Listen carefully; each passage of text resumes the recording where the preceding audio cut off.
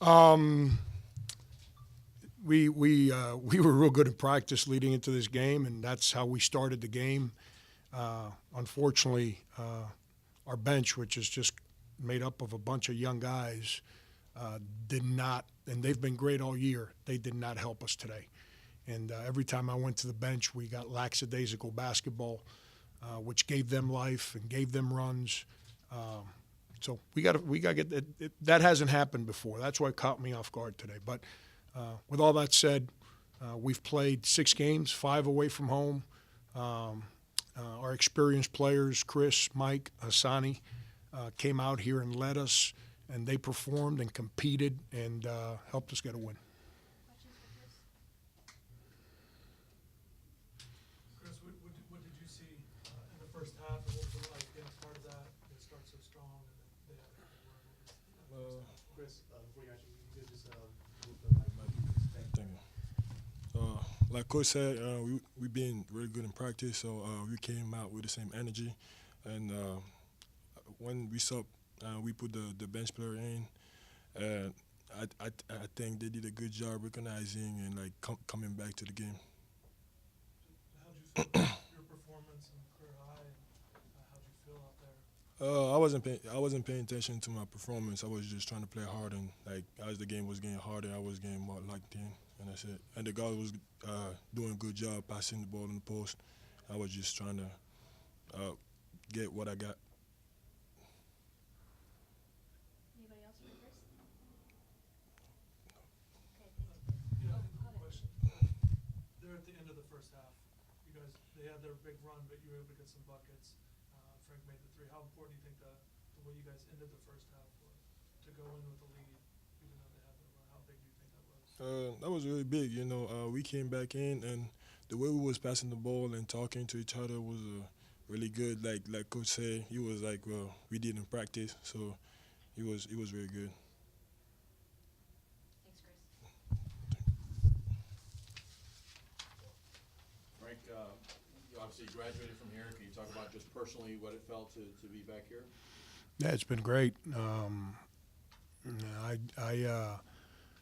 Yesterday when we landed, a couple of folks that work with us at the university and I just spent a lot of time down in Little Havana, just spending time in areas that raised me, made me.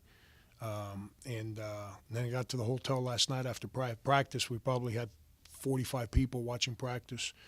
And then we got back to the hotel, and there was a slew of former players, people I played with, grew up with, guys I coached, guys that coached with me, just hanging out in the hotel lobby. And then to come in here, excuse me, today for shoot around, and just be somewhere that this university believed in me. I wasn't a bad student. I should have been a real good student, but school was never important to me. College is what I should say. And this university took a chance on a kid like me that they didn't have to, and helped me, and because of them, I get to do what I do for a living now. When I mean them, I'm talking about this campus, and to be back, be able to coach a game in my city in front of so many friends and family, and it's been a powerful 48 hours for me. How emotional has it been? It's. I'm sure when I get on this plane and head home here in a little while, the emotion of the game will pass, and when I go outside and I got to start hugging people that I worked with at North Miami, at Booker T, at Miami High, people I grew up with, classmates that I haven't seen since high school, that I just saw outside. I'm sure when the emotion of the game separates from me and the emotion of life settles in, I'm sure it's going to be moving for me. We'll see. We were trying to play this game last Wednesday, and we're going to fly right in. This university is dear to me, and I told President Rosenberg today I want to get engaged to help this university. And we're going to play the game last Wednesday, and we're going to fly in from the tournament we were at, and we're going to spend Monday, Tuesday here. But for whatever reason, the university couldn't make that work to play the game on Wednesday. And So then we had to push it to Monday. But I had it lined up with the president of the Alumni Association. I was going to do functions for them on Monday and Tuesday. Really, really work hard to promote this game, not to help me. My life is public, way too public, to help FIU basketball, to help FIU. I was going to work my rear end off to make a public thing so we can have a great, great night here today, last Wednesday. But for whatever reason, it couldn't get done. Just what can you say about Chris's performance? Yeah. Just the ferocity he seems to play with. Yeah, he's awesome, And here's the best part about him: he lets you coach him. Some kids, when you coach them, they roll their eyes, they got bad body language, they pout. Chris lets you coach him, and he is embraced and he wants to take that next step as a player. As a freshman, he was a 10-minute-a-game guy. That's all he could play. He didn't know a single play. He didn't know any defensive assignments, but you see the strength and energy he plays with. So all he can play was 10, 11, 12 minutes because he was always in the wrong place. So he can go out there with incredible energy and he commit fouls and just go to the wrong place. So you couldn't leave him out there real long.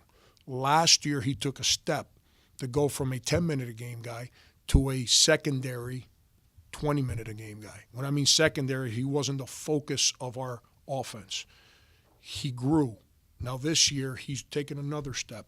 And, I'm not saying these are the numbers he should have every night, but the presence that he's creating for us offensively is who he can be on a regular basis.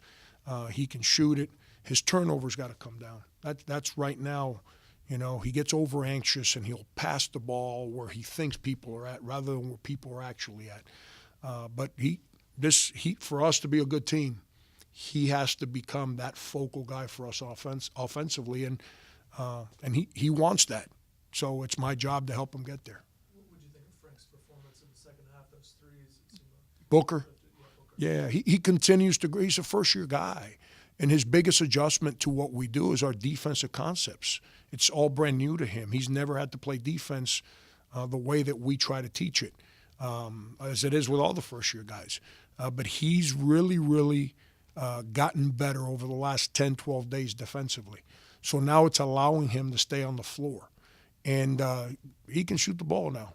He had 3 straight days where he didn't miss too many in practice. And early in the game, I thought they did a good job of staying with him. That's why we got some of the layups we got inside because their defense stayed out. What we did is we started in the second half to attack a little bit off the dribble, and we made that next pass. And he was ready to make shots, and he can shoot it now. We need him to get on a roll where he can let it go like that and make shots for us. Coach, I talked to and wrote about Mike Oliva. Credits you with changing his whole life, really his career. Said that you inspired him to do that. Yeah. What feeling does that give you? And maybe say some words about Mike and just the feeling that it gives you that you inspired somebody like that. That's what his father did for me. That's what his father did for me. I'm just paying back the debt that was given to me that no one ever asked to collect on. That's all I'm doing. Tuna was one of those guys when I was a should have been first baseman / left guard that for whatever reason got enamored with the atmosphere in that Miami High gym, and I wasn't a good enough player. He was one of the people that continued to believe in me, like so many.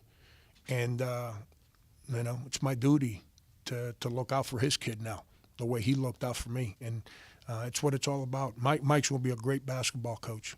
He's got the Oliva work ethic. And anyone that knows Rafael Oliva knows there's not too many people have a better work ethic than him. And Mike has that work ethic. And his loyalty, same way, that neighborhood, their loyalty. Everyone says, Frank, why are you so loyal? Because those are the guys that raised me. And that's what I learned. And Mike's gonna be real good in this business. Any more questions? Hey, yeah, Coach. You said Yeah. in both of your first halves where you got off to hot start. Yeah. What did you see from your team to be able to disrupt the offense, but in turn start the offense for yourself? Yeah, I mean, I don't want to take away from FIU now. Anthony, he's got, like me, a team full of new guys, and they're trying to figure some stuff out. You know, I'm being critical of my bench, but you know what? Give his kids credit. They didn't throw in the towel. They didn't give in to our starters and the runs that we had in both halves, and they continued to play and fought their way back into the – obviously, I think they were up 31-23 in the first half after being down 20-4.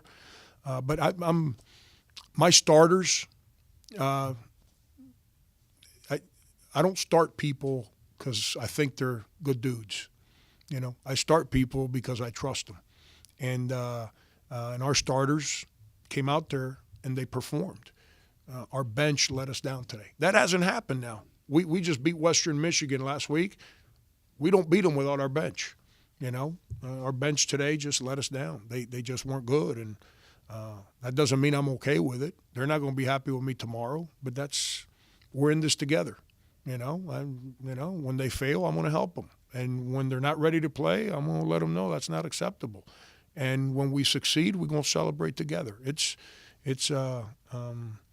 But we started both halves, our starters, got us leads, and then both halves, when we went to the bench, the lead kind of disappeared.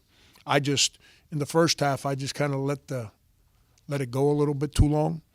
I probably should have called timeout and just put the starters back out there. But I did that because the bench has actually helped us this year, and that wasn't the case today. Anybody else? Okay, thanks everyone. Thank you, Coach. Yeah, man. Good seeing you guys.